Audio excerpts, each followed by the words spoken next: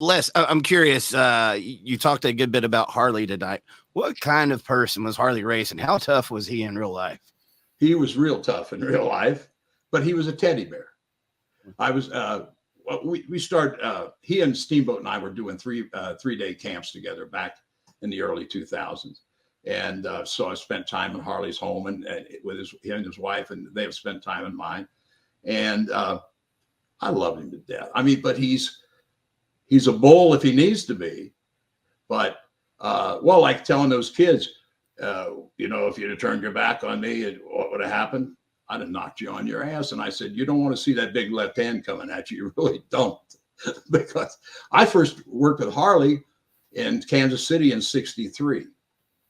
I was 22 years old and he was 19 at the time. Oh, wow. So we've been friends a long, long time. I love him to death. I think one of the other aspects that was very, very endearing to him is because he always came out that portraying this common man lingo. Yeah. He was always related to the common man and hard times, because I mean, it wasn't prosperous times when he was in there. So he touched on this American heartstrings. So it was, I think, a very easy thing for a lot of people to get behind. Oh yeah, we're with you there, Harley. Yeah. Well, that's I think most of the guys, and you try to explain that to the younger generation. Roddy Piper was just an extension of himself. Flair, who just cranked up Ric Flair's personality 10 times. That's all.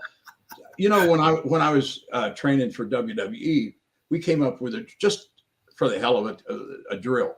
I usually had maybe 4 or 5 guys off the main roster who they needed a rest up there, right? So they sent them down to work, and they'd work with my kids. So what we did, everybody put their name on a piece of paper, put it in a hat, and you draw a name, and you do that person's promo. Now, if you'd have heard Haku do Val Venus, that was worth the price of admission. Oh, my God.